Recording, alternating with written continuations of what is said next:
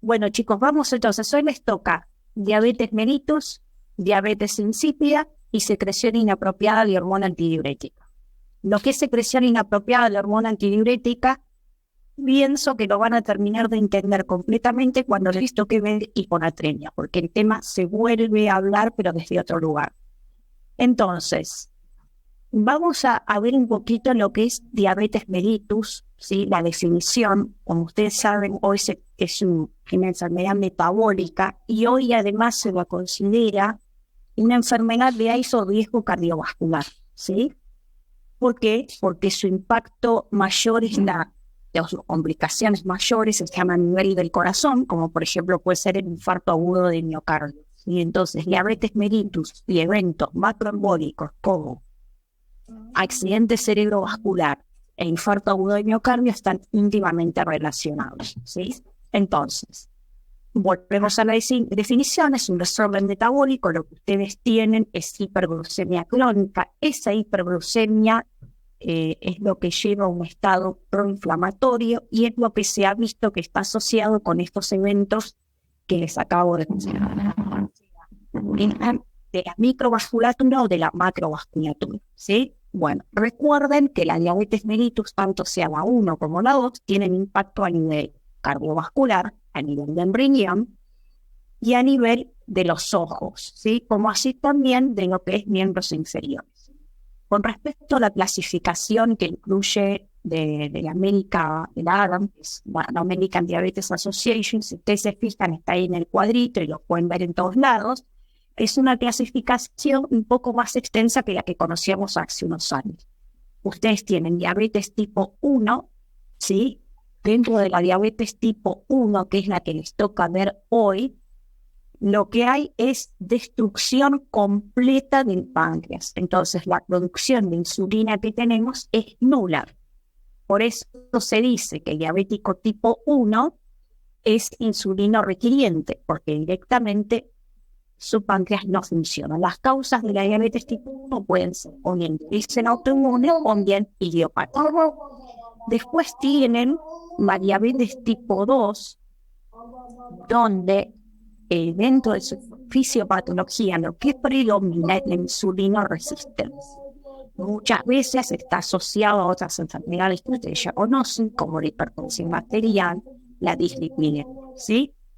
Con el correr de los años, ya lo vamos a ver, no sé si me toca a mí o a Guada, pero si no después les voy a mostrar un grafitito, la diabetes tipo 2 termina siendo insulino requiriente. ¿Por qué? Porque a lo largo del tiempo las células betas del páncreas se agotan, disminuyen la secreción de insulina y el diabético tipo 2 termina siendo insulino requiriente luego de 15 a 20 años de enfermedad, ¿sí? Entonces, recuerden que la diabetes tipo 2 al inicio uno la puede tratar con hipoglucemiantes orales, pero cuando llega a un nivel determinado de enfermedad donde la glucemia está muy alta, complicaciones cardiovasculares ya son evidentes, requieren el tratamiento con insulina. Pero dentro de la fisiopatología, lo fundamental en el diabético tipo 2 es la insulina resistencia. Después tienen otros tipos específicos de diabetes, que ustedes lo van a ver ahí en el cuadro, que se llaman los MODY, ¿sí? Los MODYs, muchos de ellos son, ya se conocen, más alteración a nivel de qué cromosoma está. Hay 7 tipos de MODYs, cada uno tiene una alteración específica en un cromosoma, ¿sí? El MODY, generalmente, depende de qué subtipo sea, se puede comportar como un diabético tipo 2 o como un diabético tipo 1. A veces son diabéticos tipo 2 que requieren insulina antes, se comportan como un diabético tipo 2 que requieren insulina, es decir, está asociado a obesidad, hipertensión, dislipidemia y requieren insulina. Otras veces se comporta como un diabético tipo 1. Pero esto, años antes, ¿sí? Estoy hablando del año 90 y pico, no se conocía tanto acerca de los MODY. Si ustedes se fijan ahí, por ejemplo, no sé, por mencionarles alguna, si ven, el MODY tiene una alteración en el cromosoma 9, ¿sí? Bueno, la presentación depende del cromosoma que esté afectado. Después, ustedes tienen, se habla del LADA, ¿sí? Que es la diabetes autoinmune del adulto, que es otro tipo de diabetes. La diabetes autoinmune del adulto es un adulto joven, ¿sí? Que se comporta y que debuta como una cetoacidosis diabética. Muy probablemente el ADA tenga origen autoinmune, es decir, es un diabético tipo 1, perdón, que debuta siendo adulto joven, ¿sí? Entonces, este es un nuevo subtipo de diabetes que es el LADA. Algunos el LADA lo ponen en la diabetes tipo 1 en la clasificación, otros lo ponen como otros tipos de diabetes. Y además ustedes saben que ahí van a ver, ¿sí? Muchos otros tipos específicos de diabetes. Por ejemplo, si ocurren enfermedades del páncreas exócrino, como pueden ser los caguatinos, cuadros de pancreatitis, el cuadro de pancreatitis por la causa que sea, puede ser, sea litiasis vesicular, sea neoplasias, sea fibrosis quística, estos pacientes pueden tener hiperglucemia y comportarse como un diabético. Y el fármaco que se utilice va a depender de los valores de glucemia, ¿sí? Después recuerden que algunas de las endocrinopatías que les va a tocar ver a lo largo de la cursada, como síndrome de Cushing, como hipotiroidismo, acromegalia, etcétera, muchas veces están asociadas a diabetes. ¿Por qué? Enfermedades endocrinopatías, en donde haya alteración del metabolismo, haya alteración de una glándula, siempre puede haber alteración de otra, ¿sí? Y esto está relacionado con el NEM1 y el NEM2, que ya lo van a ver un poquito más adelante. Recuerden, ¿sí?, que hay fármacos que pueden inducir diabetes, como por ejemplo, clásicamente los glucocorticoides, clásicamente los agonistas glutadrenérgicos, ¿sí? Y no se recomienda el uso de tiazidas en los pacientes diabéticos. Pero diría que la estrella de los fármacos que puede ocasionar hiperglucemia es los glucocorticoides. Están vinculados el tema de la diabetes a algunas infecciones biliares, como por ejemplo citomegalovirus y la rubiola congénita. Ahí ustedes van a ver en un pedacito de cuadro que dice formas no comunes de diabetes autoinmune en París. Por ejemplo, síndrome del hombre rígido, Stigman. Esto es algo que está en el libro del doctor, en un apartado, en una de las últimas partes. Bueno, fue algo de lo que se preguntó en el Choice, ¿sí? No deja de ser otro tipo específico de diabetes, ¿sí? Después, en algún momento vamos a hablar de eso. Y hay algunos pacientes que tienen anticuerpos contra el receptor de insulina, y estos son pacientes que requieren habitualmente más de 100 unidades de NPH por día para controlar sus valores de glucemia.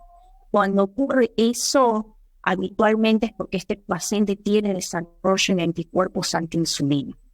Y después tienen algunas enfermedades, ¿sí?, genéticas, como el síndrome de Down, Klinefelter, síndrome de Turner, que están asociadas a diabetes. El motivo, obviamente, no lo conocemos exactamente. Y por el otro lado, sí, dentro de esta clasificación está la diabetes mellitus gestacional, de la cual el doctor lo que les va a preguntar, o lo que se pregunta habitualmente, es cómo se trata. Y yo le voy a hacer la pregunta inversa. Lo que tenemos que saber es lo que no le damos a la paciente gestante. Nunca se puede usar hipoglucemiantes orales, ¿sí? La diabetes mellitus gestacional, además de provocar retrasos en el crecimiento y retrasos madurativos, se controla con insulina, ¿sí? No hay vuelta. Bueno, entonces, vamos a resumir todo esto un poquito. Es un desorden metabólico que tiene impacto a nivel cardiovascular. Actualmente hay una forma de clasificación etiológica, es la diabetes tipo 1, con destrucción autoinmunitaria de las células beta pancreáticas, la tipo 2, en donde predomina la insulinoresistencia y está asociada a obesidad, hipertensión y dislipidemia. Después tienen defectos genéticos, que son los MODY. Después tienen los LADA, ¿sí?, que es la enfermedad autoinmune del adulto. Después puede ocurrir enfermedades del páncreas exócrino que van a ocasionar diabetes, endocrinopatías, fármacos, ¿sí?, y los síndromes genéticos asociados a diabetes, y por última, en última instancia, la diabetes mellitus gestacional. Bueno, Después lo van a ver un poquito, lo tienen que sentarse a leer en el día, ¿sí? Bueno, cuando yo hablo de diabetes tipo 1, generalmente es comienzo juvenil. El debut es en la infancia. Esa es básicamente la diferencia con la diabetes tipo 2, que es en general la debut, ¿sí? Como dije hace un rato, ustedes lo que quieren es destrucción de la célula beta pancreática, por lo tanto hay un déficit absoluto de insulina. La etiopatogenia es autoinmunitaria y en aquellos pacientes en los que no puedo tener evidencia de anticuerpos se considera idiopática, serían las dos causas de diabetes, ¿sí? Generalmente estos pacientes debutan con un cuadro de cetoacidosis. Generalmente son pacientes delgados, ¿sí? Y en estos pacientes siempre hay que investigar la historia familiar, porque se ha visto que está asociado a factores genéticos. Hay MODIs, es decir, hay alteraciones cromosómicas que se pueden, según en qué cromosoma sea, pueden debutar como un diabético tipo 1, ¿sí?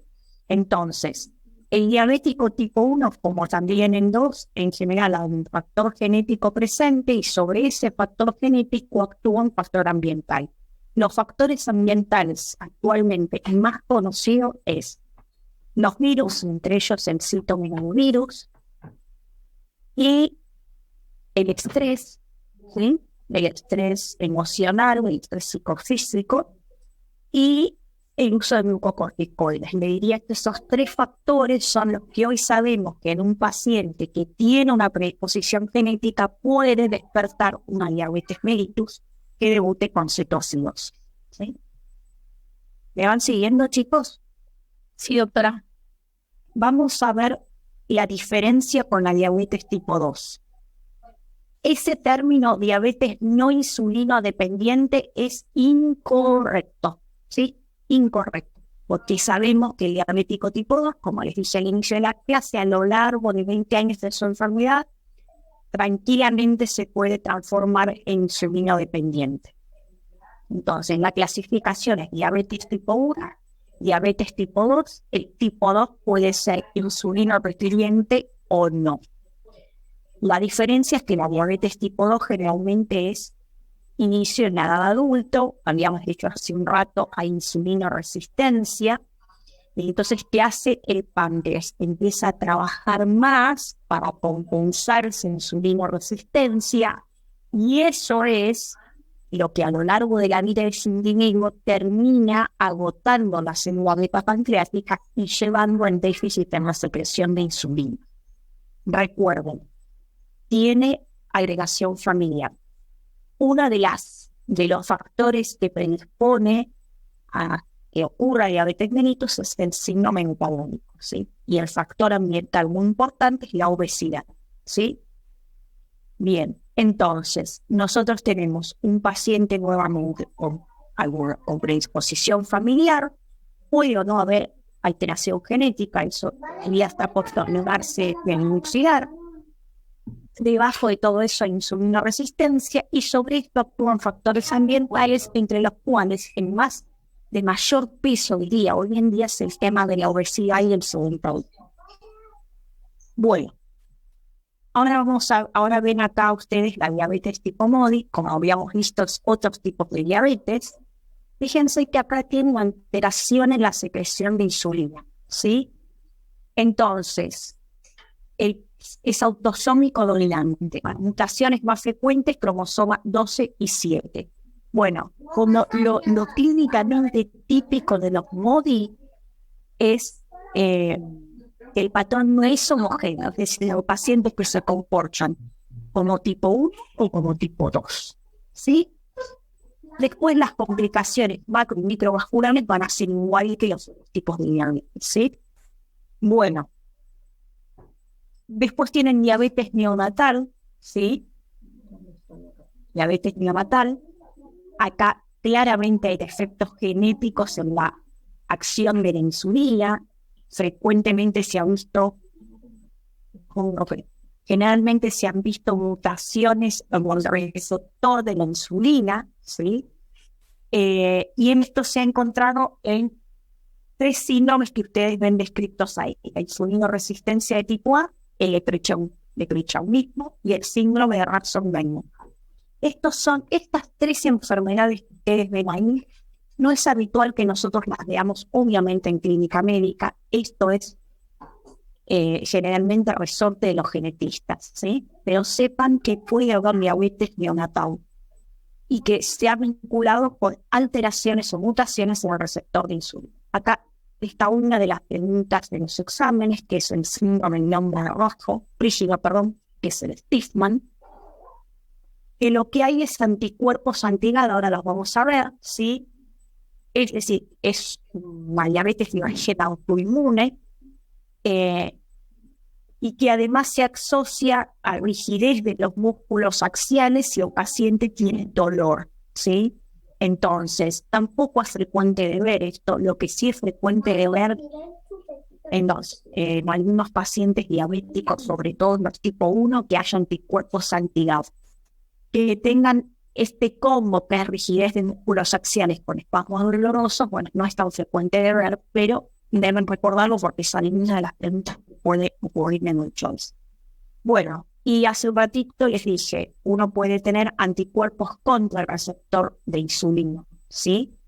Eso también puede existir. Bueno, y el cuarto punto entonces es diabetes gestacional, ¿sí? Que ya lo habíamos mencionado.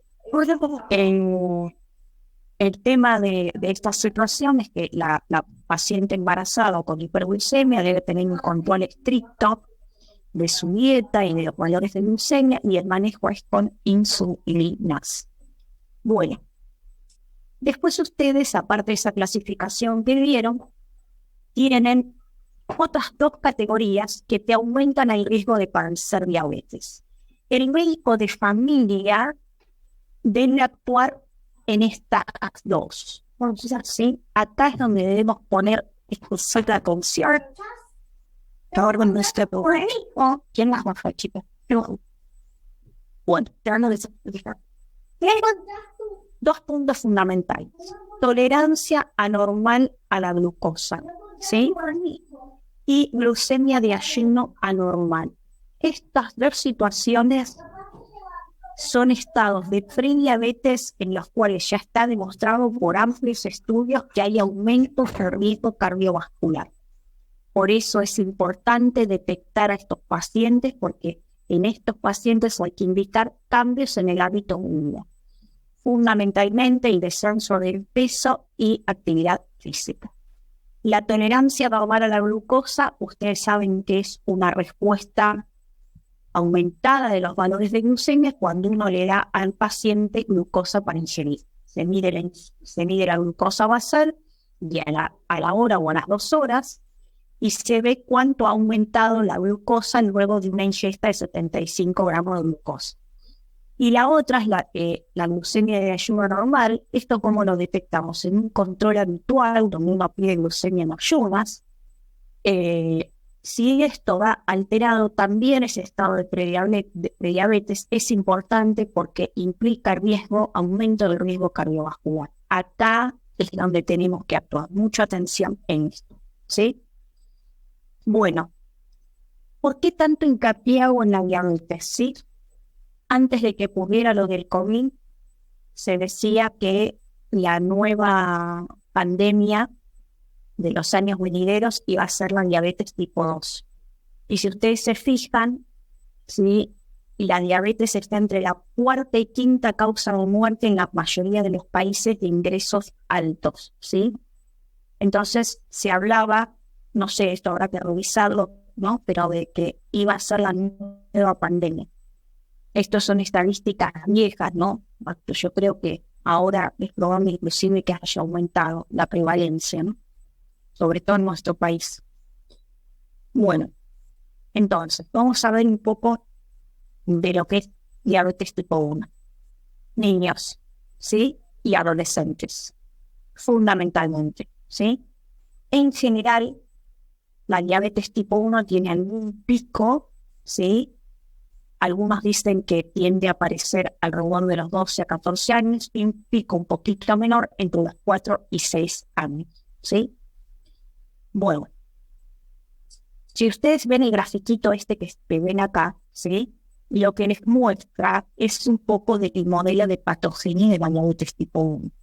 Ustedes lo que tienen es destrucción de la célula beta, la mayoría de las veces de origen autoinmune, en la medida que la masa de células pancreáticas va disminuyendo a lo largo del tiempo, la glucemia va aumentando, ¿sí? Y en la medida que la glucemia va aumentando, ¿sí? Aparece el cuadro de diabetes.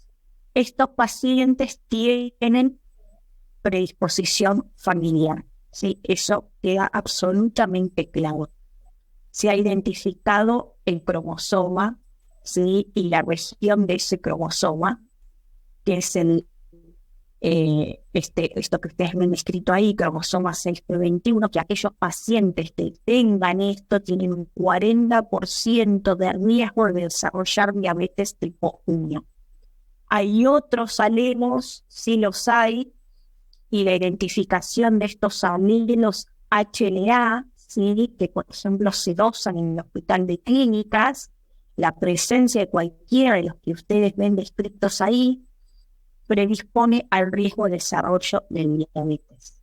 Entonces, esta enfermedad es destrucción de la masa de células beta pancreáticas, de probable origen autoinmune o idiopático, en un paciente que tiene predisposición genética, el HLA más frecuentemente asociado a la presencia de diabetes tipo 1 es el DR3 y el DR4.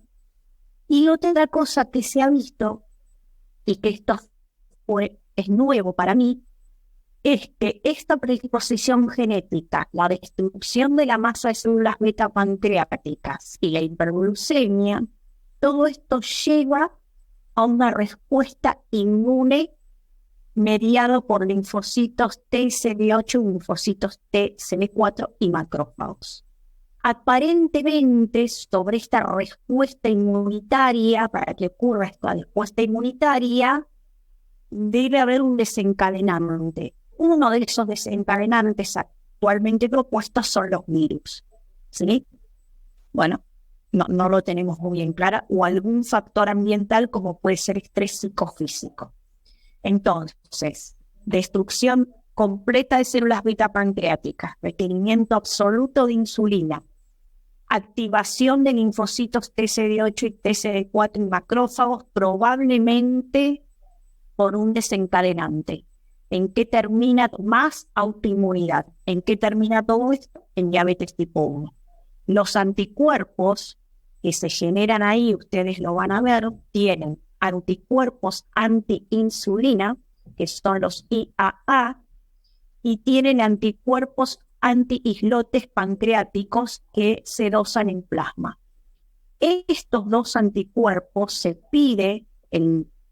dosan, y si estos están presentes, podemos decir que la causa de esta diabetes es autoinmune. Entonces, por ejemplo, en mi hospital no se hace la parte genética en los HLA, pero sí en el hospital de clínicas, y en el hospital de clínicas no solo estudian la parte genética, sino que además hacen dosaje de los anticuerpos antiinsulina y de los anticuerpos antiislotes pancreáticos. Bien, factores ambientales, ¿sí? Que podrían influir en esta respuesta inmunitaria de los linfocitos TCD8.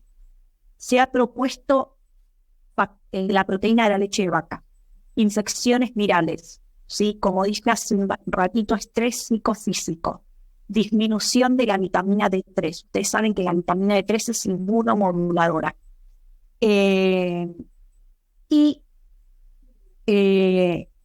Algunos dicen exposición en los países sobre todo industrializados, ¿sí? A bacterias, no se sabe qué, o algunos otros productos de lo que es la industria, ¿sí? Bien.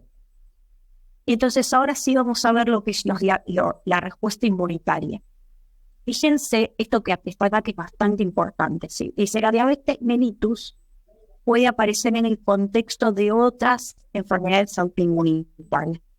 Todo paciente que tiene diabetes tipo 1 es importante que ustedes investiguen otras glándulas del organismo. Ejemplo, tiroides. Ejemplo para tiroides, porque muchas veces están asociados. Y tienen dentro de la fisiopatología, ¿sí?, lo que habíamos visto recién, activación de linfocitos TCD4, activación de linfocitos CD8 y la respuesta de linfocitos B que generan los anticuerpos que nosotros medimos. ¿Por qué se activa esta respuesta inmunológica? Creemos que una de las causas pueden ser las infecciones virales, el estrés psicofísico, algún daño directo a la célula beta pancreática o algún factor ambiental que no logramos muchas veces descifrar.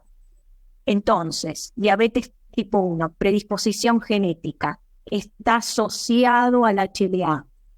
Esto se genera una respuesta inmune alterada mediada por linfocitos TCD4, CD8 y generación de anticuerpos. Esos anticuerpos destruyen la célula beta. Eso lleva ausencia de insulina, la ausencia de insulina lleva hiperglucemia y el nombre a esto es diabetes tipo 1. Bien, cuadro clínico, ustedes ya lo saben. El cuadro clínico de la diabetes tipo 1 típico es poliuria y polidipsia, ¿sí? ¿Por qué? ¿Por qué es típico de esto? Poliuria y polidipsia. Y generalmente la presentación del diabético tipo 1 es súbita y con un cuadro grave que es la cetoacidosis diabética, porque se presenta como poliuria y polidipsia. La poliuria se trata La insulina, no hay insulina. No, porque la insulina, la glucosuria arrastra agua, por eso es la poliuria. Exacto. Y la Era polidipsia osmóticamente activa, por eso. exacto. Y donde hay glucosa hay agua. Claro. Entonces, el paciente está hiperglucémico. La hiperglucemia, eso pasa a la orina, te arrastró agua, le produce sed. Hay deshidratación. Y el paciente se deshidrata. Ese es el cuadro de la cetoacidosis. Un paciente deshidratado con poliuria y polidipsia. Fundamentalmente al paciente que tiene cetoacidosis le falta líquido. ¿Y qué otra cosa le falta? Le falta líquido porque la glucosa es osmóticamente activa, lo que dijo una de las chicas. ¿Y qué más le falta al diabético tipo 1? Para tratarlo, ¿no? Insulina. Insulina. Si a mí me preguntan y yo no me acuerdo absolutamente de nada, con solo entender la fisiopatología digo, le doy lo que le falta. Al diabético tipo 1 le falta absolutamente insulina. Se lo doy y le falta líquido. ¿Por qué tienen polifagia? Aumenta el gasto metabólico. A ver, este es un paciente que tiene hiperglucemia, ¿no es cierto? ¿Dónde está esa glucosa aumentada? En plasma. Pero si falta insulina, La glucosa no alcanza a ingresar a la célula va a seguir en déficit calórico, va a seguir con hambre, porque por la falta de insulina la glucosa no puede entrar a la célula. Hay mucha Exacto. glucosa en sangre, pero eso no significa que el cuerpo, digámoslo así, la célula esté alimentada. Sería la aumentar el catabolismo también, doctora, ¿no? A ver, ¿qué pasa? Es esto, vos tenés glucosa en plasma, pero no te está entrando ni al hígado, ni al músculo, ni al tejido graso. Entonces el paciente no puede generar glucógeno, que es la reserva de la glucosa, no, le falta la nafta al músculo, entonces un paciente que se va a sentir asténico. No pueden metabolizarlo, doctor. Y entonces, ¿qué utilizan para obtener energía? ¿De dónde saca la energía el paciente que no Los cuerpos cetónicos, ¿no? ¿Qué hago? No, empieza a degradar músculo y de la grasa? Proteínas. Entonces, proteínas. Glucógeno sería proteínas y luego ya los líquidos. Claro, primero empieza por lo poco que le queda de glucógeno, ¿sí? Y después va a ir por las proteínas. Entonces, ¿cómo vamos a ver a este paciente que degrada proteínas para obtener energía? Delgado. Delgado. Entonces, nunca el diabético tipo 1 es raro, salvo que sea un body. En general son pacientes delgados. aleyesados, asténicos, con pérdida de masa muscular, con poliuria, polidipsia y polifagia. Pero tienen hambre. Lo que pasa es que lo que consumen no lo pueden utilizar. Su metabolismo está alterado.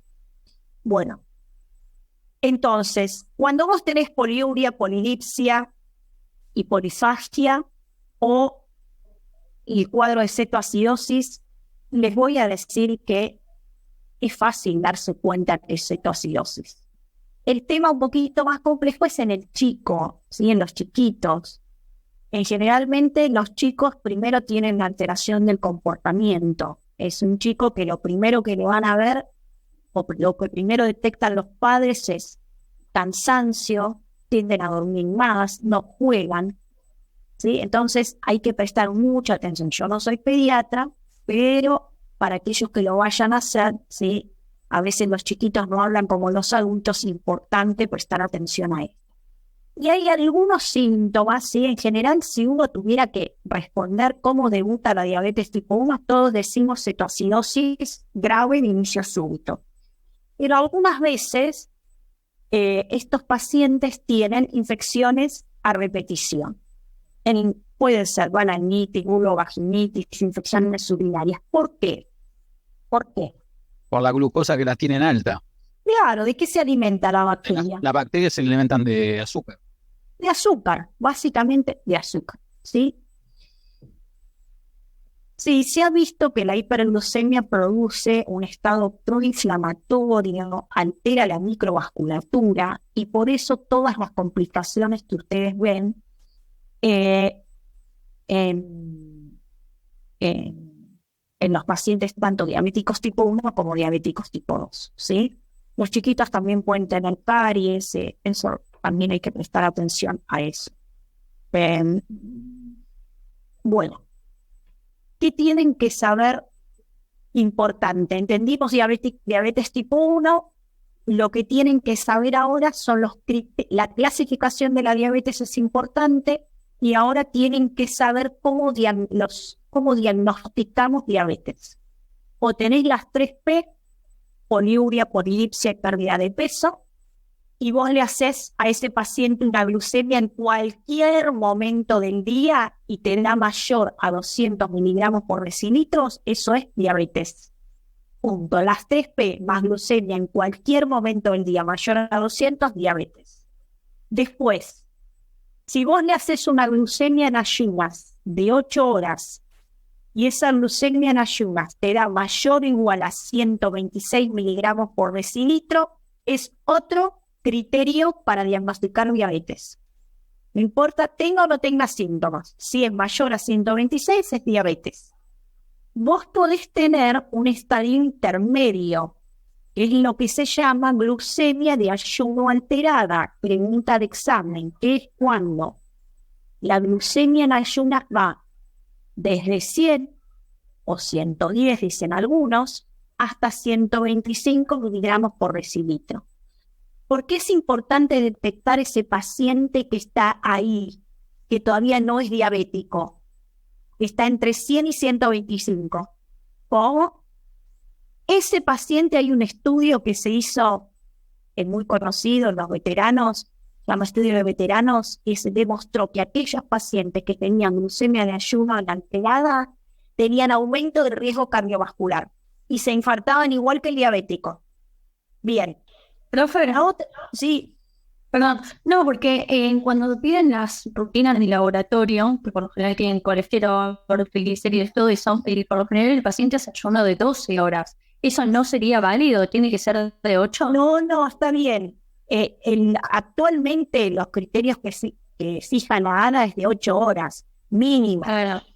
Pero vos en general, No, eso te quiere decir que no servía si era de 12, que tenía que ser de 8, pero por lo general viene acompañado de una rutina y son 12 horas. Son 12 horas, sí, ¿no? La verdad que yo en general a los pacientes, el laboratorio muchas veces le pide 12 horas. Yo con 8 horas, de 8 a 10 horas de ayuno, alcanza, ¿sí? Está bien. Lo que pasa que cuando vos te pasás mucho más allá de las 8 horas, bueno, vamos a hacer que te dé un valor muy bajo y no sea fidedigno, ¿sí? Claro, sí, sí.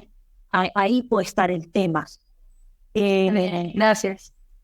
Ese paciente que suponete hizo 12 horas de ayuno, le da una glucemia en bajita o le da una glucemia al límite y a vos te queda dudas, y vos decís, bueno, ¿no será porque hizo mucho ayuno? O hay pacientes que se violan y hacen dieta el día anterior y como todavía no tienen una diabetes franca, te da un valor normal. Y cocinada sí o sí. Claro, una de las que te puedes ayudar es la glicosilada. Y otra de lo que te puedes ayudar, hacer el test de sobrecarga a la glucosa. De ahí vamos a esto, porque eso fue toda una discusión. ¿A quién le haces la PTG2? Porque a las embarazadas se les hacen a todas. Pero si vos hiciste una sobrecarga de glucosa y a las 2 horas el paciente te da mayor a 200 miligramos por decilitro, es diabético. ¿Sí? Sí o sí. ¿Cuál es el valor normal a las 2 horas después que comemos? ¿Cuánto debemos tener?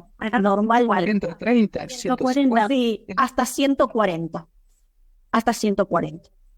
Bueno, ahora, un estado eso es diabetes, o que tenga hemoglobina igual a mayor a 6.5. Este último está en revisión, ¿eh? No está tan... Algunos lo toman en cuenta, otros no. La hemoglobina glicosilada es una foto de las glucemias, del promedio de las glucemias desde el momento que le sacaste sangre para 3 meses atrás. No lo toman, la hemoglobina, algunos autores no lo toman como diagnóstico de diabetes porque la hemoglobina glicosilada se puede ver modificado por los valores del hematocrito. Entonces, en los casos de anemia te puede dar falsamente disminuida. Hay que tener en cuenta esas pequeñas cosas. Por eso, en Europa consideran para un diagnóstico de diabetes estos 3 primeros criterios. Acá nosotros igual pedimos hemoglobina glicosilada o cuando yo sospecho que hicieron mucho ayuno el día anterior y demás, listo, les hago la PTOG y veo cómo responde. Recuerden ¿Cómo? Perdón, doctora, ¿en las embarazadas también está alterado la hemoglobina glicosilada o sirve como parámetro? No lo tienen en cuenta. En general, la embarazada suele tener anemia de origen bilusión. Lo que te hacen en el embarazo es la PTOG. Aunque tengas una buena glucemia en ayunas, igual en algún momento, ahora no me acuerdo exactamente cuándo, te hacen la prueba de tolerancia a la glucosa. ¿Sí? Si vos Se me parece que semana 46, 48. Segundo trimestre. A partir de la semana. El segundo y el tercero. Ya no me acuerdo mucho. Bueno. Sí, el segundo y el tercer trimestre. Bueno, al primero no tiene sentido, porque lo que se ha visto que a medida que avanza el embarazo, puede comprometerse la secreción de insulina y aparecer insulina resistencia, ¿no? Por eso es cuando el embarazo está más avanzado. No me acuerdo la semana exacta. No quiero decirles una palabra, pero me parece que era la 28. Bueno, cuando te da... tengan presente esto, tolerancia alterada a la glucosa, es que vos le hiciste sobrecarga de glucosa y el paciente tenía entre 140 y 199. Este paciente a lo mejor tiene glucemia en ayunas normal, ¿sí? Y vos lo descubriste haciendo la PTG, ¿sí? Insisto, yo le hago esto al paciente que por ahí hizo muchas horas de ayuna, al que en ayunas me da 110, al que es obeso, lo someto a la sobrecarga de insulina para ver cómo responde el páncreas. Bueno, acá no tienen más escrito que lo que acabamos de decir. Recuerden que hay algunos laboratorios que te informan miligramos por decilitro y otros en milimoles por litro. Bueno, según las unidades será el valor. La verdad que yo siempre me manejo por miligramos por decilitro porque es como estoy acostumbrada. Pero en Choice, no me acuerdo si el año pasado, hubo puesto valores en milimoles por litro. Así que al menos tomen en milimoles por litro un valor de referencia, porque puede que les pregunten otra unidad, ¿sí? Y eso ocasionó bastante confusión. Bueno, ¿qué hacemos con el diabético? Si está en cetoacidosis, ya lo van a ver. La cetoacidosis se trata con agua y con insulina. Después tendrán que ver cómo regulan eso, ¿sí? Y una vez que el paciente salió de la cetoacidosis y que le diste agua e insulina, y cuando hablo de agua, hablo de solución fisiológica, vos le tenés que dar nafta. Y esa nafta es la glucosa, porque ya tiene la insulina que va a llevar a que se meta a un triglicéridos. Bueno, habitualmente, una vez que el paciente está estable y salió del cuadro de cetoacidosis, continúa, que se empieza con una dosis de insulina NPH de 0,5 a 0,6 unidades por kilo.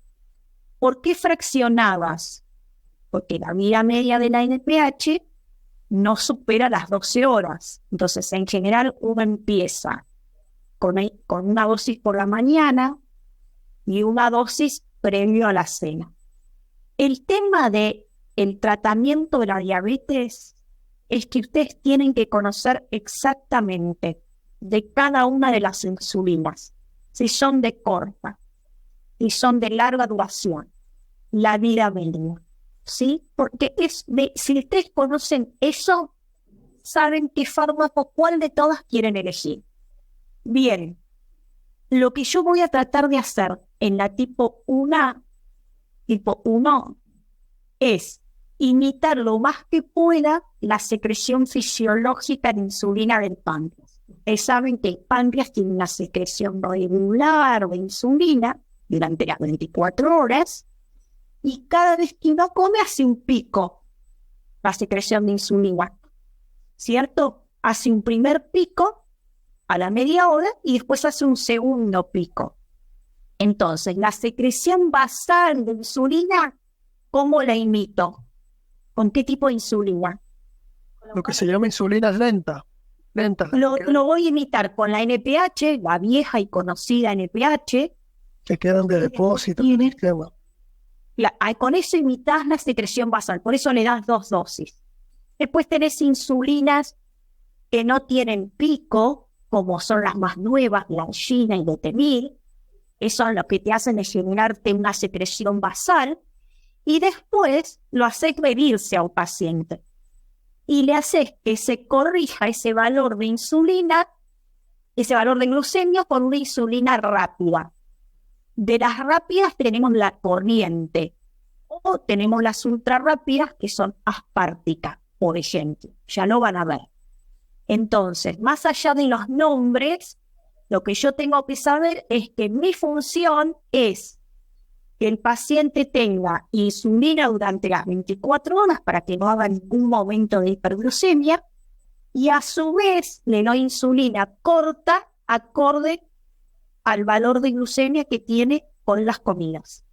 Una cosa importante, el paciente tipo 1, sobre todo el tipo 1, ni bien uno comienza con insulina, mejoran rápidamente e inclusive, supongamos que uno empieza con 20 unidades de NPH o 30 unidades de NPH, basal más las correcciones con corriente, bueno, aparece lo que se llama luna de miel, ¿sí? Como toda luna de miel, dura poco. En esa luna de miel es todo fantástico, el paciente se siente bárbaro, inclusive puede mejorar o disminuir la cantidad de dosis de insulina, la dosis de insulina, y eso tiende a que el paciente abandone el tratamiento. Justamente ahí, la fase de la luna de miel, que es entre los 14 días y el mes, es donde más hay que controlarlo. Sobre todo porque la diabetes tipo 1 aparece en adolescentes y tienden a abandonar el tratamiento. La otra pata es la dieta. Si el paciente va a tratarse con insulina y va a comer lo que quiera, el daño que produce la hiperglucemia va a ser igual. Use o no use insulina. Entonces, les comento esto para que estén al tanto, no sé si alguno lo conoce, lo que es el conteo de hidratos de carbono.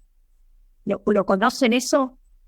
Sí, es una tabla que le dan a los pacientes diabéticos donde más o menos se tienen según el gramo y el tipo de comidas, si son pastas o son carnes o son fideos, las salsas, cuál puede ser el contenido aproximado de hidratos de carbono que está ingiriendo con esa comida que está comiéndose en el momento, y ahí calculan aproximadamente cuál puede ser el requerimiento insulínico que necesiten Sí, por ejemplo, no sé, una porción de pizza tiene 15 gramos de hidratos de carbono, entonces se aconseja que si el paciente va a comer una porción de pizza, se aplique 2 unidades de insulina ultra rápida, aspartica, por ejemplo.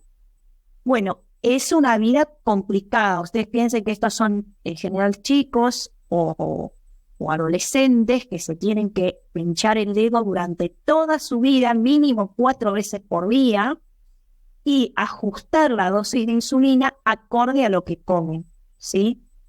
Bueno, hay que tener presente esto porque en el medio hay muchos bemoles y los chicos abandonan los tratamientos. Y el adulto también, ¿eh? No se crean que no. Bueno, ¿les quedó claro? ¿Alguna duda? Sí, No, re bien, muchas gracias. bueno, nos falta algo más. Esperen que Doctora, es como con los pacientes como estos están con insulina, llegan a sufrir crisis hipertensiva, ¿no es cierto? Mira, yo me acuerdo que cuando hice el posgrado en diabetes, me fui a rotar a Casa Cuna. Entonces ahí tuve oportunidad de ver chicos y adolescentes. Lo que hacen es crisis hiperglucémicas tremendas. Sobre todo el adolescente cuando empieza a consumir alcohol. Y les cuesta mucho a los pediatras encarrilarlo. Es un trabajo interdisciplinario. Y además en el adolescente está renindía porque es una enfermedad crónica, es complicado. Yo no tenía idea de lo complejo que era vivir con diabetes siendo adolescente hasta que lo vi. Y en el tipo 1 muchas veces, como se sabe que hay un estado inflamatorio crónico e inclusive se habla de estado protrombótico, muchas veces estos pacientes sufren hipertensión arterial cuando llegan adultos jóvenes, ¿sí? Así que sí, muchas veces tienen hiperglucemia y hipertensión arterial. Y ahora en COVID, que ustedes saben que se usa corticoides, no saben la cantidad de diabéticos que tenemos. Les diría que el porcentaje actual de diabéticos en la sala de COVID ronda el 60%. A ver, son todos pacientes que no sé si lo eran o no previamente. Muy probablemente la mayoría obesos o con sobrepeso y sedentarismo, así, claramente estos 2 factores ambientales, tal vez predisposición familiar, un familiar con diabetes y sobre eso un factor ambiental que acá es la infección viral y el uso de glucocorticoides. Así que por eso digo que no sé si no va a ser la pandemia del futuro, que es la diabetes, ¿eh? No, yo veo tipo 2. Y bueno, la tipo 1, esto digo, es muy sacrificado, complejo. Y en el caso de los chiquitos, la familia tiene que acompañar al chico, tienen que hacer cambios de hábito de vida. Es decir, en la casa no se pueden comer dulces porque vos sabés que esto lo aumenta la glucemia. Bueno, no come nadie dulces. Y tiene que ser una familia con vínculos muy sanos porque ahí acompañan a una criatura con una enfermedad crónica. Chicos, ¿ahí ven? Sí, Ahí se ve bien. Bueno, a ver, vamos a hacer un poquito más divertido esto. ¿Qué saben de diabetes insípida? A ver, si yo tengo que decir diabetes mellitus, digo, es igual a disminución de la secreción de insulina total o parcial. ¿Sí? Si es total, es diabetes mellitus 1, si es parcial, es diabetes tipo 2. Si tuvieran que decir diabetes insípida, ¿es igual a qué? La carátula de hormona antidiurética. Bien. ¿Dónde está el problema? Si hay falta de secreción de hormona antidiurética. Puede ser hipotalámico Bien. O a través de la neurohipófisis. El problema. Bien. Entonces, el problema está arriba, claramente, ¿sí? Si ustedes se fijan, en que voy a levantar esto, ¿sí? Generalmente está afectada la hipófisis posterior. Bien, ¿cuáles serán las causas más frecuentes si el problema está en la hipófisis o en el tálamo? Puede ser que sea un tumor hipofisario. Bien. Traumatismo. Traumatismos cráneoencefálicos, seguro. Acá hay o tumor o traumatismos cráneoencefálicos graves. Después ustedes tienen ahí, yo se los puse porque esto está en el libro. Esperen, vamos, hicimos tumores hipofisarios, tumores hipotalámicos, traumatismo traumatismo encefalocraniano. Doctora, una pregunta. Después, sí, ¿Puede ser por microadenomas en la hipófisis ahí? es raro que un microadenoma hipofisario te altere la secreción de diabetes insípida. Sobre todo, puede ocurrir, pero en general los microadenomas hipofisarios afectan la hipófisis anterior. Entonces, lo que te alteran es la secreción de prolactina. En cambio, para que haya diabetes insípida, o está afectado el tallo hipofisario o la hipófisis posterior. Para que ocurra alteración de las dos hormonas, sí que es un macroadenoma. Un microadenoma en general da alteración hiperprolactinemia. Otra de las causas, metástasis de carcinomas, es decir, la diabetes insípida puede ser un síndrome paraneoplásico. Y fíjense que acá dice enfermedades infiltrantes. ¿Cómo cuáles? ¿Cuáles se les ocurren esas que están ahí? Que no están, mejor dicho. ¿Qué enfermedades infiltrantes? Hay una que es típica. ¿La de depósitos? ¿La hemocromatosis? Te diría tuberculosis, sarcoidosis, mucho linfomas puede ser, ¿sí? Yo he visto tuberculosis y diabetes insípida.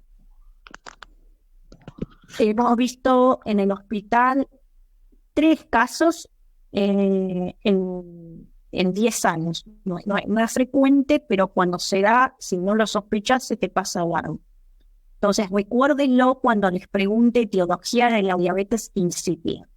Obviamente puede haber diabetes insípida familiar, que es de herencia autosómica dominante. Ustedes ahí tienen el síndrome de Wolfram, que para que recuerden que es diabetes mellitus, atrofia óptica, sordera y diabetes insípida, ¿sí? Y la pregunta que ustedes me hicieron recién, está acá, los adenomas hipofisarios raramente producen diabetes insípida. No digo que no, pero no es lo más frecuente. Bueno, fíjense, etiología de la diabetes insípida. Obviamente que acá tienen un montón de causas, ¿sí? De las infiltrativas me olvidé de amiloidosis. Pero yo, sin leer esto, te digo, por lo menos 4 te puedo nombrar. Tumores de la hipófisis o del hipotálamo, metástasis de carcinoma, traumatismo encefalocranianas, enfermedades infiltrativas, tuberculosis, sarcoidosis, amiloidosis. Bueno, después lo van a ver, pero este sí es importante. Puede estar asociado al síndrome de Sheehan. Pregunta de examen. ¿Sí? Por ahí esto no lo recordaba, pero para que lo tengan en cuenta, las enfermedades del colágeno es raro, pero lo podrían llegar a dar lupus esclerodermia. Algunos fármacos, importante esto, difenhidramina o fentoína, el uso de glucocorticoides, etanol, ¿sí? ¿Y? Ténganlo presente. Estas son las adquiridas. ¿Por qué hago hincapié en esto? Porque es lo que más vemos. En uno de los exámenes preguntó el doctor cuáles eran las neoplasias más frecuentemente asociadas, ¿sí? Y aquí las tienen: craniofaringioma, adenoma hipofisario, pero raro esto, tiene que ser grande, digerminoma meningioma. ¿Por qué es importante saber esto? Miren, estos pacientes que se operan, o sea, el neurocirujano cuando opera alguno de estos tumores, estos pacientes van a terapia intensiva, porque una de las complicaciones que tienen, sea por el propio tumor o aún después por la propia cirugía, es diabetes insípida. Entonces, sí o sí, el manejo de líquidos tiene que ser estricto y a nivel de unidad de cuidados intensivos. el cáncer de pulmón y de mama en la mujer. Eso es importante. Dijeron linfomas, es importante. Enfermedades infiltrativas, las infecciones, tuberculosis, ya les dije, B3, sífilis, no ninguna. Encefalitis viral, sí, por supuesto. Bueno, enfermedades vasculares de origen autoinmunitario, de origen inflamatorio, toxinas, fármacos. Y entonces, yo creo, obviamente después tienen congénitas, familiares, ¿sí? Lógicamente. Bueno, pero yo hago mucho hincapié en la adquirida porque esto es manejo propio del internista o del médico de terapia intensiva, porque a veces se complican estos pacientes. Bueno, nosotros dijimos, diabetes insípida, el problema está arriba, o en la hipófisis o en el tálamo. Y si es hipófisis posterior. ¿En cuál otro lado pueden tener problemas en la diabetes insípida? Nefrogénico. A nivel de lo bien. Ustedes saben que en la forma genética el problema está en el receptor, ¿sí? Y después voy nuevamente a las adquiridas. Y esto sí es pregunta de examen. Fármacos que ocasionen diabetes insípida de origen nefrogénico. Litio, anfotericina. ¿Saben por qué la anfotericina? ¿Se acuerdan de efectos adversos de la anfotericina? La anfotericina lo que hace es, hace un efecto de barrido sobre el ribete en cepillo de los túbulos de un riñón. Por eso ocasiona tanta pérdida de potasio y también de sodio. Sobre todo la anfotericina común, la liposomal no tiene tanto efecto a nivel renal. Pero la anfotericina común da mucha hipocalemia y hiponatremia. Entonces, por este mecanismo que tiene destructivo a nivel de las células del túbulo contorneado, por esto mismo puede ocasionar diabetes insípida. No es frecuente de ver ahora porque actualmente usamos ya anfotericina liposomal, ¿sí? Bien, pero sepan que la necrosis tubular aguda tiene una de las fases, ya lo van a ver cuando vean renal, que pasa por lo que es diabetes insípida.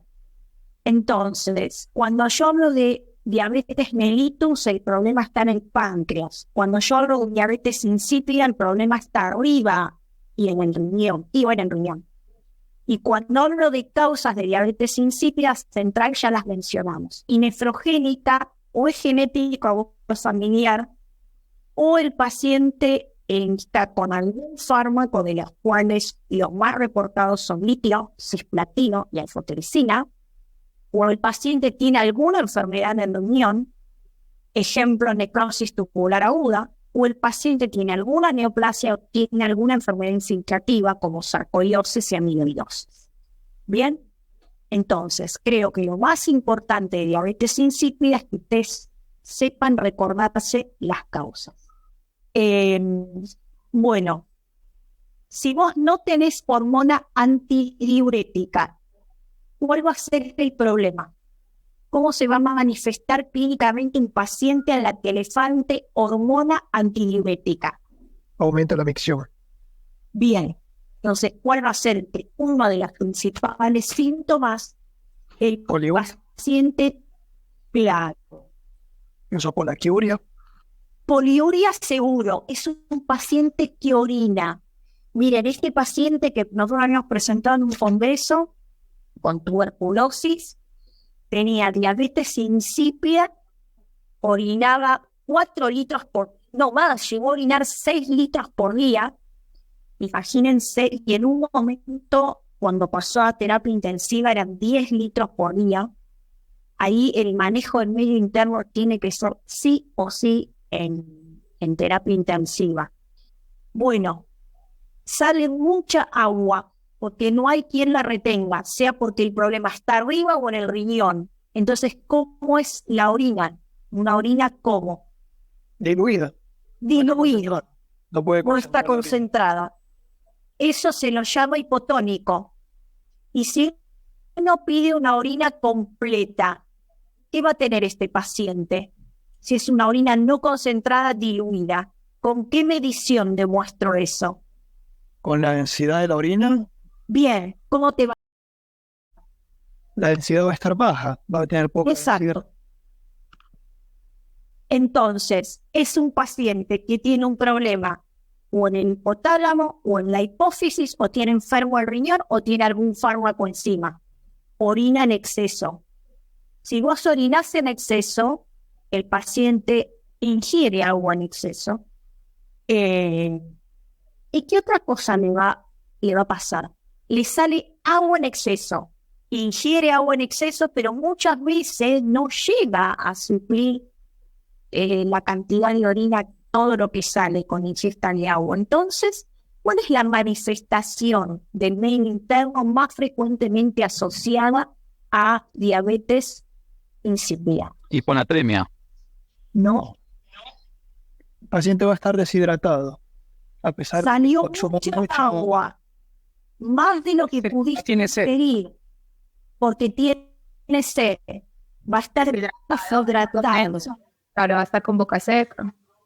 Este paciente lo que va a tener es concentración del sodio, aumento de la concentración del sodio, porque acá si a vos te falta hormona antidiurética, ¿qué pasa? Sale líquido, pero no sale sodio. Entonces el sodio te va a quedar en una solución, en un lugar, pero más concentrado. Entonces generalmente está asociado a hipernatremia. Esta paciente que yo les cuento, no sé, digamos, tenía abolido por la lesión, había tenido tuberculosis pulmonar, evidentemente en algún momento comprometió la hipófisis y le alteró el mecanismo de la sed. Así que ella llegó a clínica médica con 160 miliequivalentes de sodio en plasma sin censar sed y orinando. Ya les digo que llegó, cuando pasó a terapia, llegó a 180 de sodio y orinando 10 litros y no tenía sed. Evidentemente algo era HIV y tuberculosis había alterado el registro de tener sed, y eso la llevó a una hipernatremia extrema, que yo nunca había visto un valor igual. Entonces, generalmente tiene hipernatremia. Generalmente, ¿sí? Con una orina diluida y la osmolaridad plasmática también está elevada, porque este paciente pierde líquido. Si no sensa sed, se deshidrata. Y la deshidratación lleva a deterioro del sensorio. ¿Cómo hago el diagnóstico de este paciente? Que les aclaro que yo con este paciente no me animé a hacerlo. No hice la prueba de la deshidratación o de la sed, porque me parecía que era llevarlo a un riesgo de vida importante, ¿sí? Pero vos tenés básicamente el cuadro clínico es mandatorio. Medís la osmolaridad urinaria, o hacer las cuentas o te la miden. Es una orina diluida, la osmolaridad es baja. La concentración de hormona antidiurética está baja, ¿sí? Esto de darla en forma exógena puede ser, nosotros no lo tenemos. Entonces, ¿qué es la prueba de la sed? A ver si entendemos esto. ¿Qué es esto? Léanlo ahí y a ver si logramos entender para qué sirve. Esto está en el libro. ¿Qué es la prueba de la deshidratación o de la sed para hacer diagnóstico de diabetes insípida? Sí. ¿Qué es lo que haces acá? Lo de privar de agua al paciente Bien. durante hasta 18 horas, ¿no? Hasta 18 horas. Miren, yo, esta paciente, pasó a terapia. En terapia bajó el sodio de 180 a 160. Ahí la pasan a clínica médica con 160. Logramos en el transcurso de una semana llevarla a un sodio normal entre 135. Cuestión que, nosotros tenemos un médico especialista en medio interno, me dice, hacerle la prueba de la sed. Y dice, sacale todo el agua, no le des agua, me dijo, durante 18 horas. Y le digo, a ver, dice, con eso vas a comprobar que esta paciente tiene diabetes insípida por compromiso. de la hipófisis posterior por tuberculosis.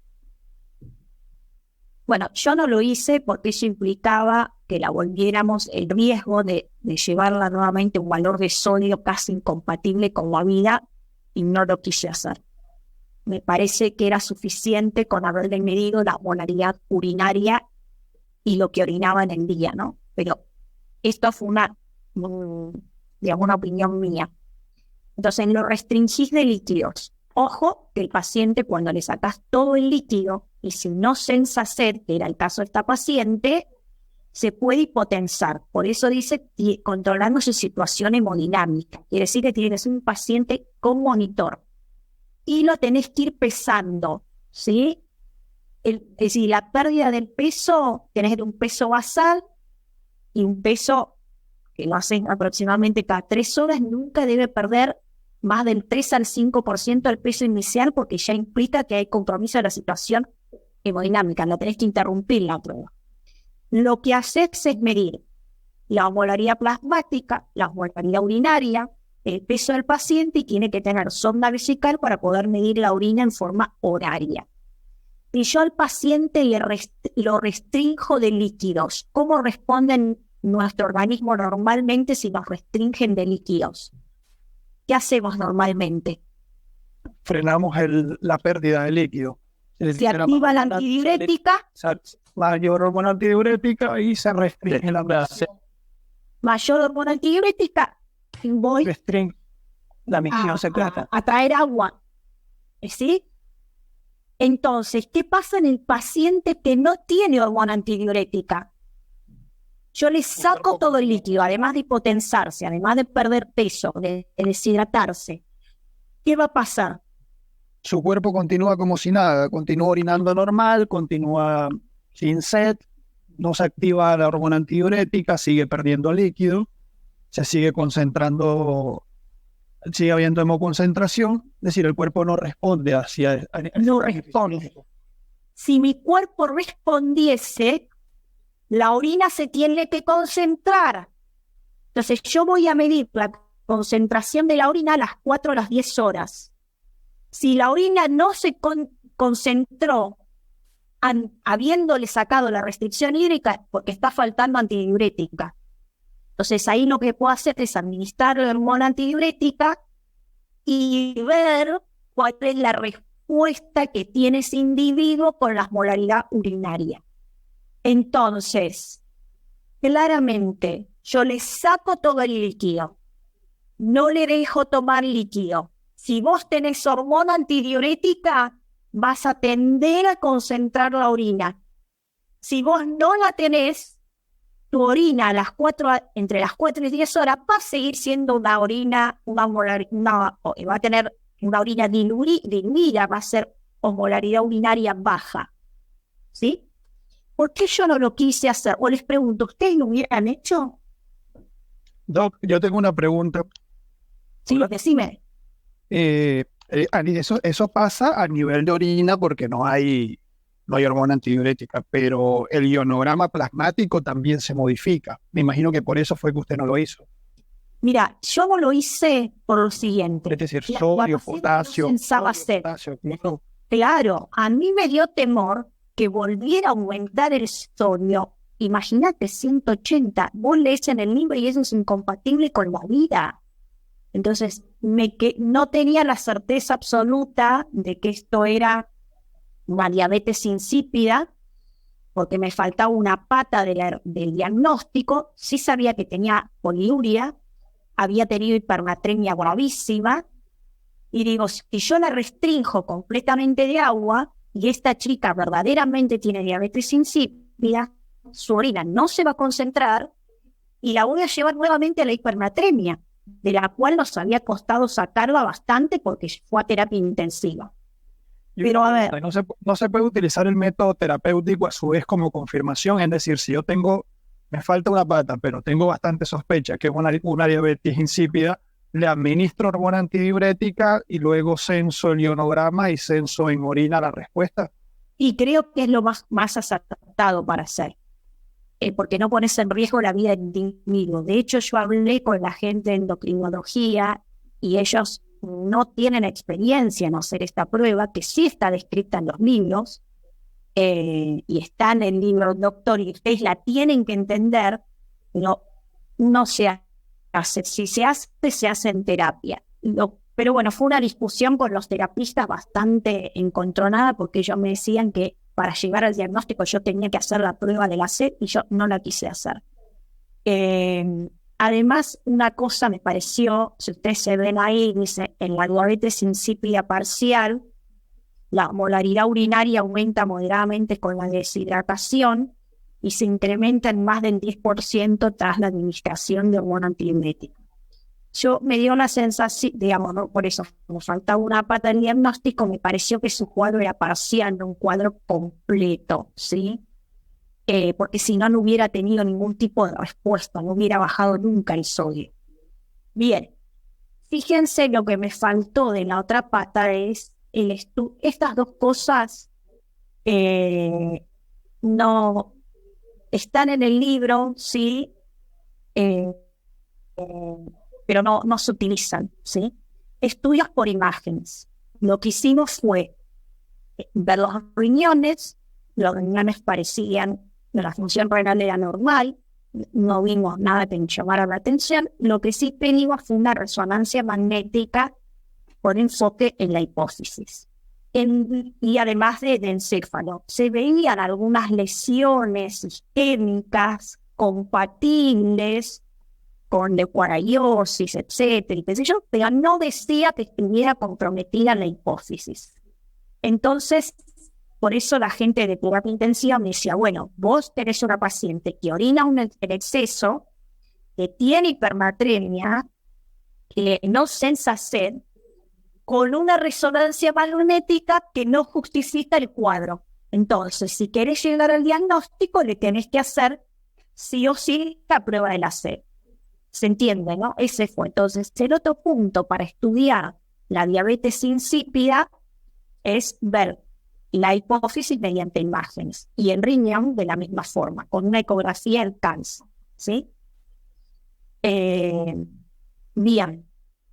¿Se entendió? Sí, doctora. Bueno. Y después ustedes, entonces eso quiero que lo entiendan, ¿sí? Igual el doctor Rey hace hincapié en esta prueba porque no se olviden que él hizo terapia hace unos años, esto se hacía en terapia intensiva. No, insisto, a mí me parece que no es una prueba para medir, para hacer en un piso de internación de clínica médica sin un conductor. La paciente se pone hemodinámicamente inestable, sin potencia, se deshidrata y bueno, había costado mucho repuntarla. Pero sí me parece que entender la prueba de la sed implica entender el cuadro, ¿sí? Bueno, después ustedes tienen que hacer un diagnóstico diferencial de lo que es diuresis osmótica, diabetes insípida nefrogénica y polidipsia primaria. Esos son los 3 diagnósticos diferenciales. La diuresis osmótica, ¿a qué se refiere?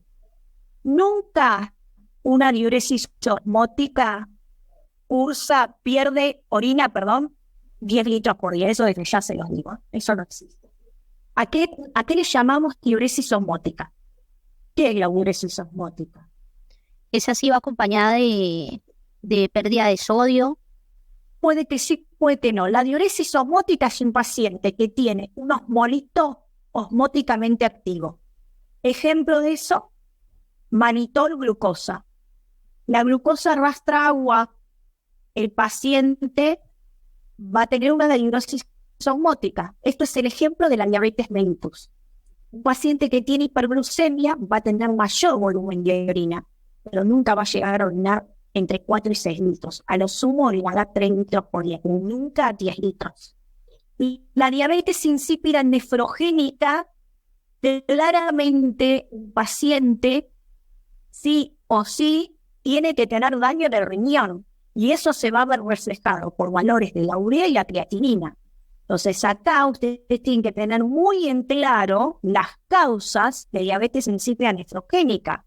Si el paciente tiene necrosis tubular aguda, va a tener aumento de la urea y la creatinina creatinina y muy probablemente tenga alteración en la ecografía del tamaño del riñón. O puede ser que esté usando un fármaco, ¿sí? Entonces, la diabetes insípida nefrogénica, el problema está en el riñón y ahí pienso en causas. Y la polidipsia primaria es un cuadro psiquiátrico, son pacientes que ingieren más de 2 litros por día, jamás llegan a orinar por arriba de los 4 litros, ¿sí? Y la polidipsia primaria le ocasiona un trastorno del medio interno que en general es bastante distinto al que era la diabetes insípida. ¿Cuál creen que es? Si yo tomo líquido. ¿Cómo? Hemodilución Perfecto. del medio interno. Hay mucho líquido. ¿Cómo va a estar el sodio en el paciente que toma un exceso de líquido? Disminuido con respecto al volumen plasmático. Exacto. Este es un paciente que tiene hiponatremia. En cambio, la diabetes insípida, como pierde un exceso de líquido, sí o sí tiene hipernatremia. La polidipsia primaria, la mayoría de las veces tiene hiponatremia, porque el paciente ingiere más de 2 litros o 3 por día, pero nunca llega a orinar el exceso de alguien que tiene diabetes insípida. ¿Se entiende? Entonces, para el examen, diabetes insípida, o la lesión está arriba, en la hipófisis o en el hipotálamo, o está abajo en el riñón. O el problema está en el receptor o es adquirida. Y si es adquirida es por enfermedad propia del riñón o por un fármaco. Puede haber tumores, puede haber enfermedades infiltrativas, sí como no. La prueba de la restricción hídrica, ¿sí? De la sed. La resonancia del cerebro. Diagnósticos diferenciales. Diuresis osmótica. Ejemplo más frecuente. La diuresis osmótica es por un osmolito osmóticamente activo. Ejemplo, glucosa, manitol. Diabetes insípida nefrogénica, polidipsia primaria, que en general cursa con hiponatremia. ¿Cómo va a ser el tratamiento de la diabetes insípida? Le doy lo que le falta. Si le falta hormona antidiurética, le voy a dar precisamente eso, ¿sí? Le puedo dar análogos sintéticos de la hormona antidiurética, ¿sí? O desmopresina. La acción que tienen es básicamente la antidiuresis. ¿Por cuánto tiempo se mantiene eso? Por 8 horas. ¿Cómo administro esto? Por vía subcutánea o por vía intravenosa, ¿sí?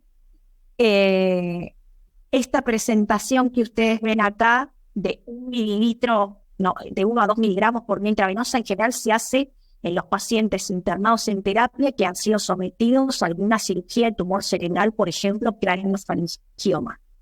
Es decir, el objetivo es, si no está, es mantener la diuresis, que tenga antidiuresis. Y si no está en terapia, ¿sí? Bueno, no, ahora hay algunas formas nuevas de desmopresina. Nosotros no la tenemos en el hospital, que es por mucosa nasal. O puede venir en forma de tabletas, que se pueden dar por vía sublingual. Obviamente, la desmopresina, sea en solución absorbible por mucosa nasal o por vía sublingual y liofilizada para que tenga una absorción adecuada, esto lo elijo en un paciente, esta vía de administración, en un paciente que está estable. En el paciente que está en postquirúrgico inmediato, utilizo la vía intravenosa. En la medida que vaya saliendo el cuadro, lo puedo usar por vía subcutánea para luego pasar a las formas más comunes, que son por mucosa nasal o por vía sublingual. Bien, ¿ya está? Eso es diabetes insípida. Bueno, déjenme un 5 minutitos más y lo termino. Esto lo voy a dejar en stand-by y lo retomamos la clase que viene. Es el síndrome de secreción inapropiada de hormona antidiurética. Entonces, hoy tenían 3 cosas: diabetes tipo 1, diabetes insípida y síndrome de secreción inapropiada de hormona antidiurética, ¿sí? En este caso, las concentraciones plasmáticas de antidiurética en general son indetectables. ¿sí? Lo que tienen que saber es las causas de síndrome de secreción inapropiada de hormona antidiurética, dentro de las cuales les diría que las neoplasias ocupan un gran capítulo, e inclusive en hijas se puede presentar como síndrome paraneoplásico. Una de las neoplasias que más frecuentemente está asociada en SIHAT son las neoplasias de pulmón, el carcinoma de pulmón microcíclico, el WAP-cell.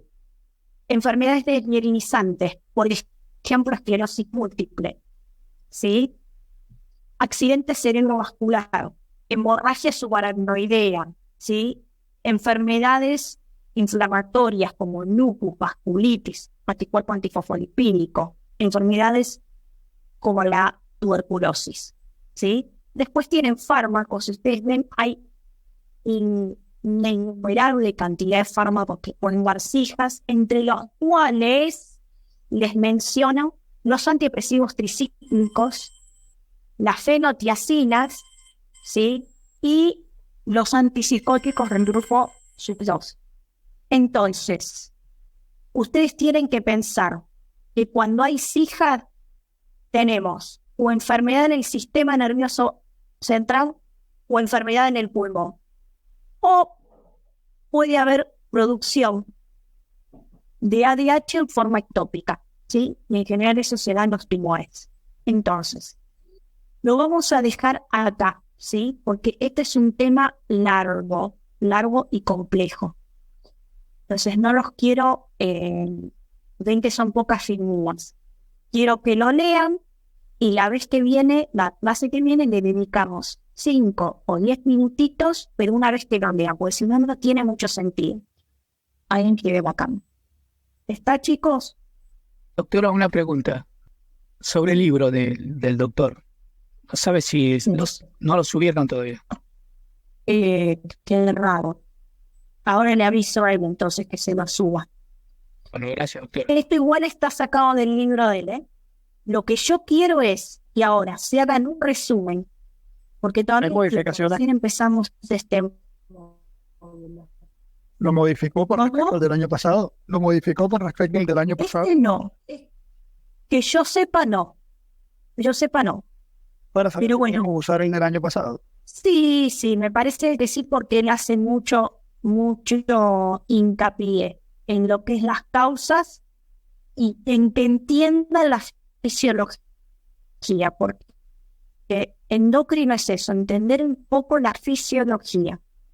Entonces, vemos bien las causas y después terminamos de redondear este tema, porque es un poquito más complejo, ¿sí? Lo que tienen que hacer ahora es un cuadro comparativo entre diabetes insípida, central y nefrogénica, diabetes mellitus 1 y 2 y síndrome de secreción inadecuada de hormona antidiurética, para poder terminar de entender el tema. Bueno, chicos, ¿alguna duda sobre lo que ya hemos visto? Bueno, entonces terminamos de ver esto la clase que viene. Perfecto, profe, muchas gracias. Bueno, chau chicos, buena semana. Chao, muchas gracias. Hasta luego.